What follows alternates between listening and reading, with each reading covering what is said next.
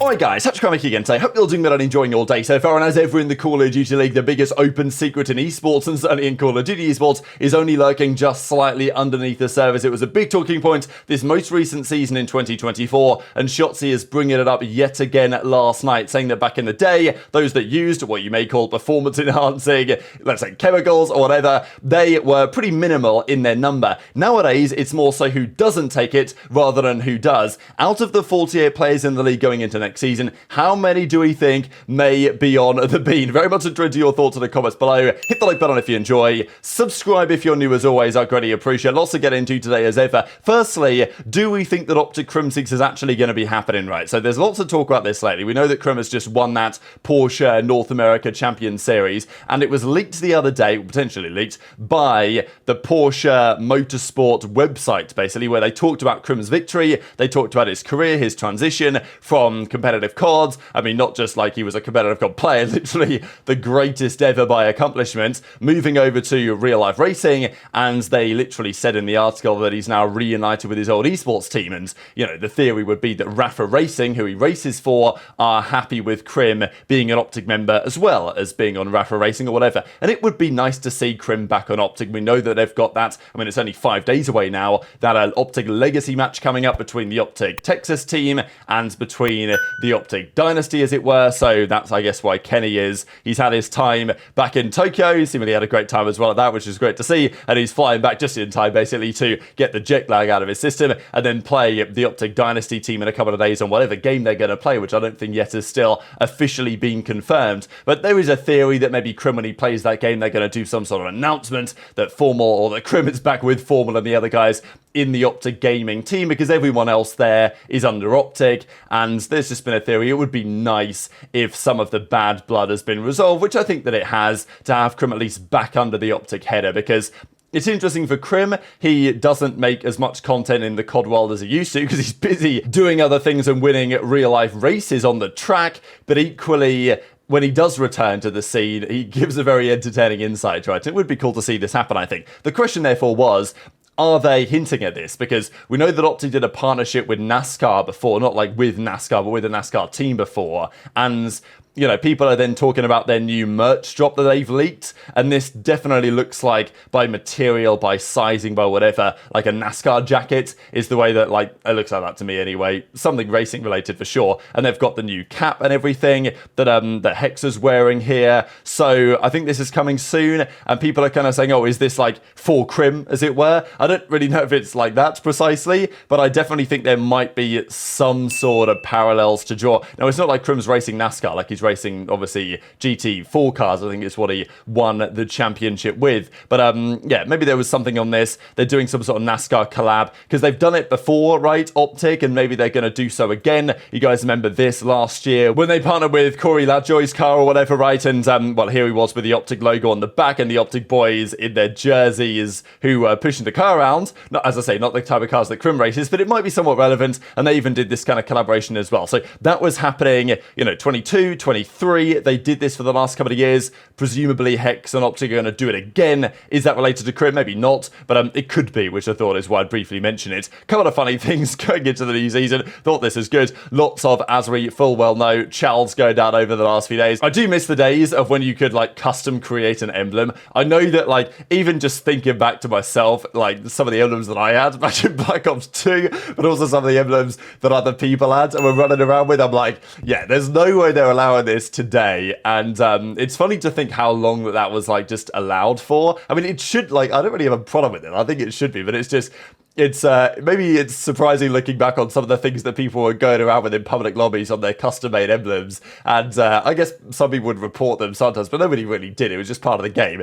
And then they decided, okay, maybe this is a bad look for the game. We might need to remove it or whatever. And, you know, so I get it, but it does make me miss times like this. Because although some people would obviously take it too far with their custom emblems and stuff, there was great stuff you could do with it, such as this, for example, for TJHaLy here. So thought this is pretty funny. It's like a little Lion Man card here, right, with all his numbers. And he's looking happy on the picture as well, ready to go for the new season. We're pretty sure, of course, that TJ's going to be on that Ravens team again. It's interesting for TJ because they released him technically from Ravens, but I don't know if they necessarily did, because I think he was only on a 1-year deal. So effectively, he was just signed for that single season. And then once it was over, and he was released, free to go into the wild. But there was no team going to give him a better offer than for Ravens to come back alongside Gwinn, alongside Slasher. And we don't know the fourth still as of recording, maybe Vivid or something. I guess time will tell. There's been some speculation and some rumour on that. But that's the situation with TJ. Obviously, the Chals continued to go down as well last night on Black Ops 2. But I wanted to share a couple of clips for you guys. Firstly, just from Scrappy here. Thought it was kind of interesting him talking about Envoy and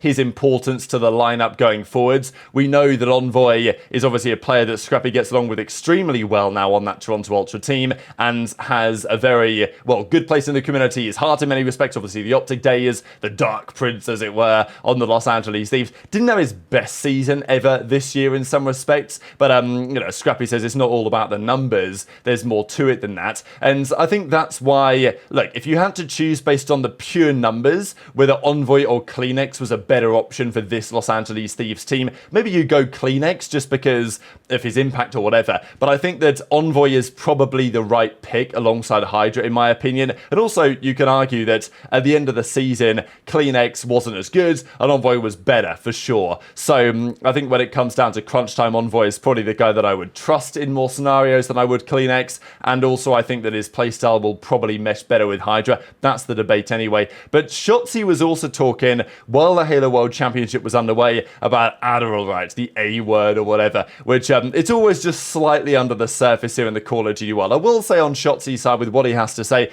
it's not like this is a new topic. Like there was talk about people in Counter-Strike 20 years ago using substances far stronger than this for a competitive advantage, or like, you know what I mean, a similar substance chemically, but a stronger version, whatever. Like it's been done for a while, and we know that in every single sport, there's always going to be talk about performance enhancing something or other. It's even a big topic of conversation. It was at the most recent Olympics this year in the swimming world, where you guys might have seen about this, but a lot of the faces of the athletes were purple because they're just spamming their asthma pump basically to widen up their blood vessels. And that's like allowed because it's like, oh, I've got asthma, so I guess I need to, you know, use this chemical or whatever in the asthma pump to literally give a performance advantage. And it's a known thing that is done. They call it a TUE, or a therapeutic use exemption, where you can, like, athletes can use substances that are banned technically by the doping regulations if they just have a letter from the doctor, which has some parallels, does it not,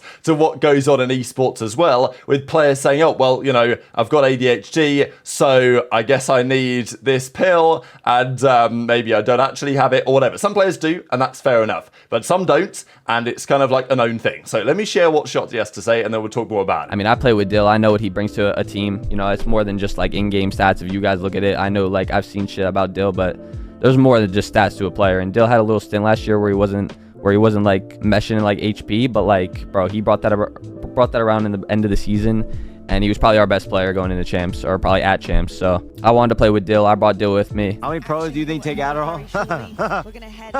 Which fucking pro doesn't? Well, what pro doesn't? The fucking question. That was an insane laugh.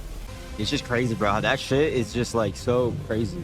Like back then it was like, oh shit, you take it, oh fuck. Now it's like, wait, you don't take it? Like, fuck, damn. So this has always been an open secret really in the community that this type of stuff is going on, and even Parasite talked about it not long ago that he never used to use it, but when he was getting a bit washed up, respectfully, like his point was that when he was playing with worse players, then he needed, well, he thought he needed to try it because he wanted to be better so he could carry these guys, was the argument. But I think probably it goes both ways, right? That he probably felt like his own performance or his own career wasn't going so well, and therefore, you know, maybe he thought he needed a little extra boost or whatever. And some players have been vehemently against this. And I mean, look, there's a big argument to say even it happened with Hook, right? Hook literally admitted in 2021 that he was on it when he won the World Championship back in 2020. And the CDL pretended never to hear that because it was a big scandal, let's be honest. But it was never really talked about so much publicly. And Hook said that, like, himself personally, he felt so much better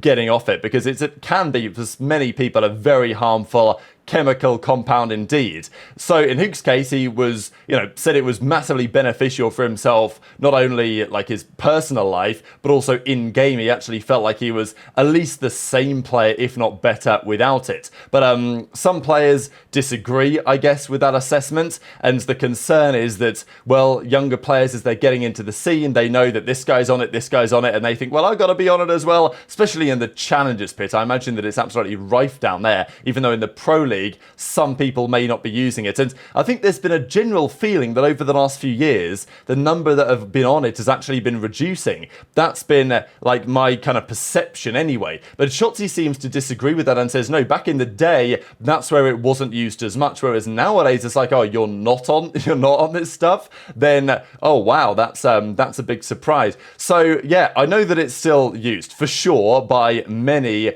top players in the CDL. It's like a known thing, and well, obviously it was a big talking point this season with aBeZy, right, who was pretty clearly on something strong at the, maybe it was caffeine, as he said in the tweet at the time, at the first major of the season, right? So it's a known thing. We don't often see too many things about this become especially public, but it is just one of those discussions that it's always had from time to time, and it's always one of these talking points where, it would be nicer for the league if it didn't exist, but it does exist. And what are they going to do about it, I guess, is the question, if anything at all. Because as I say, in proper regulated sports, in real life, people can still get away with stuff like this in various ways. Obviously, this was this kind of famous interaction from the early part of 2023 where Slasher was definitely accusing Drazah of something. And of course, Drazah ended up taking his spot on FaZe effectively. But, it is what it is. Now, from the CDL side, they do actually do testing, to our understanding. I mean,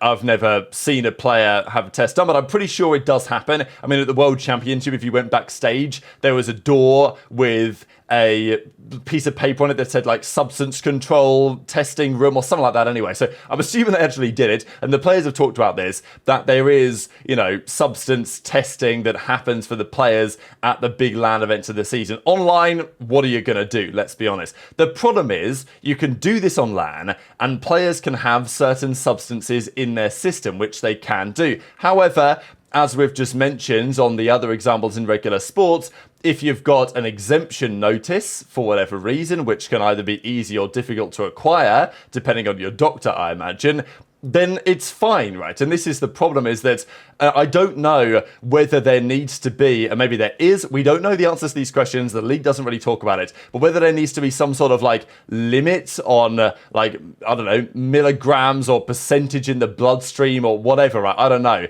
But the concern would be that, okay, maybe if you have ADHD and therefore you're taking Adderall prescribed to deal with that issue, maybe that's to a certain dosage, and if it actually turns out you've got way more in your system, then maybe that should be flagged, rather than just saying, oh, well, you've got a prescription, so it's fine regardless of the dosage or regardless of the percentage. I don't really know. I'm just kind of yapping and speculating here, but it's just something that might be worth considering, because I would love to find a way to better control this problem, because I don't think it's helpful at all to the ecosystem, nor to the actual players themselves, that I genuinely think are putting themselves at risk of damage. And people in the comments, sometimes they'll disagree and say, no, it's fine for you, and others will say differently. Look, I don't know. I think it can be risky. I know that some players have definitely talked about this in the past, and I feel like the league should try and find a way, if they can, to better control and manage this problem that is clearly there. And they do try, I think, on some level. So I do want to give them some credit for at least doing testing.